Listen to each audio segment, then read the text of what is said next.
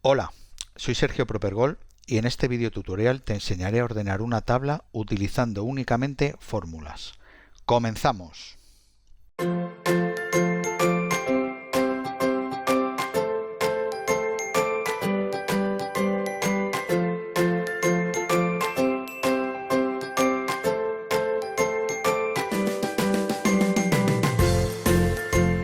Esta técnica te permitirá ordenar automáticamente los datos de una tabla sin que tengas que utilizar los botones de ordenación de la ficha inicio.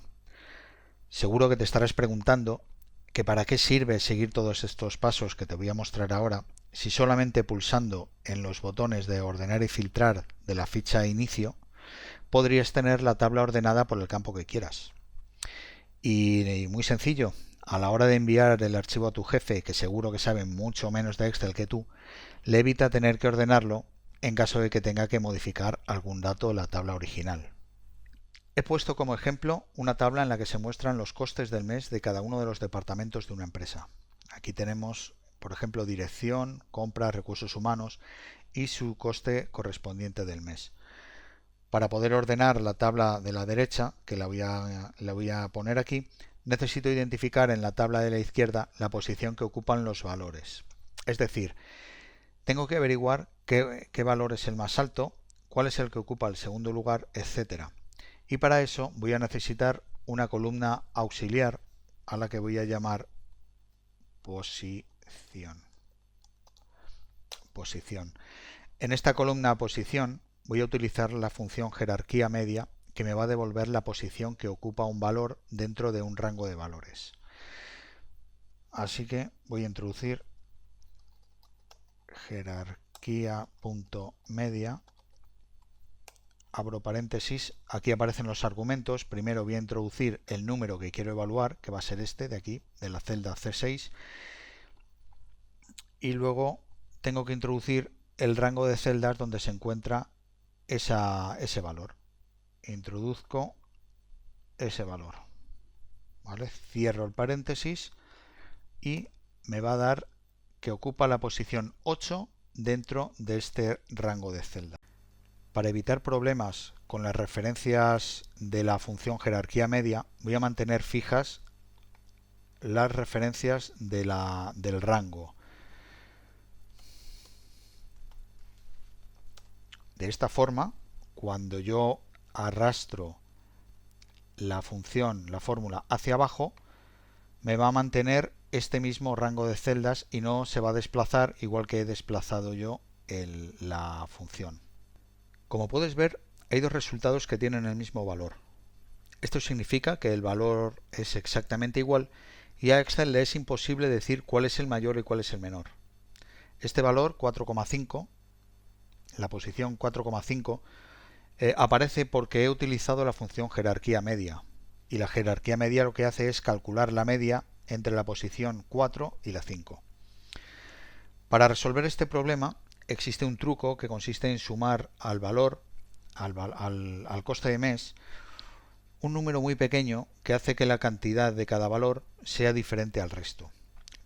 Y para eso, para poder resolverlo, voy a necesitar otra columna auxiliar a la que voy a llamar únicos. Entre estos dos valores, que son exactamente iguales, la única diferencia que hay es que cada uno de ellos se encuentra en filas diferentes. Por ejemplo, este se encuentra en la fila 8 y este lo podemos encontrar en la fila 9. Así que esta ventaja, esta pequeña diferencia, va a ser la que voy a utilizar como diferenciador de valores.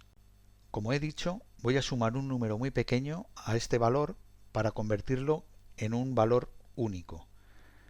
Este número tan pequeño lo voy a sacar multiplicando 0,00001 por el número de la fila que ocupa el valor. Así que voy a ello. Introduzco en la celda igual el valor más 0,00001 multiplicado por el número de fila que ocupa el valor. ¿Vale? Como ves, el número sigue siendo el mismo. Bueno, en realidad no es el mismo, pero para este cálculo y la mayoría de los cálculos que vas a hacer a lo largo de tu carrera profesional, vale perfectamente. Si trabajas con datos de mucha precisión y necesitas más precisión, como digo, puedes aumentar este número de ceros, pero sin pasarte, porque no sé si sabrás que Excel solamente trabaja con hasta 15 decimales. Si escribes más, seguirás teniendo el mismo problema que hasta ahora. Voy a arrastrar el rango hacia abajo para copiar todos los datos. ¿Ves? Siguen siendo exactamente lo mismo. Ahora lo que tengo que hacer pues será adaptar la posición de la nueva columna. Así que me pongo aquí. La manera más fácil es pulsando en la barra de fórmulas y directamente arrastro el rango. Arrastro el rango y pulso el intro. Lo puedes hacer así o también puedes introducir las referencias a mano. ¿Vale? Voy a copiar otra vez los datos hacia abajo y como puedes ver, pues el problema de la posición se ha solucionado. Ya tengo terminada esta primera tabla. Ahora lo que debo hacer será trasladar todos estos datos ordenados a esta otra tabla. La columna A es la que me dice la posición que deben llevar los datos dentro de la tabla de la derecha, así que voy a utilizarla para ordenarlos. ¿Vale? Para eso voy a utilizar la función buscar_v, que ya la tengo preparada y te la voy a explicar en un momento. En esta fórmula he utilizado la función filas para generar números correlativos. De esa forma lo que voy a evitar va a ser tener que tener una columna auxiliar en la parte izquierda o directamente introducir los números correlativos a mano. La función filas lo que hace es devolver el número de filas que hay en un rango.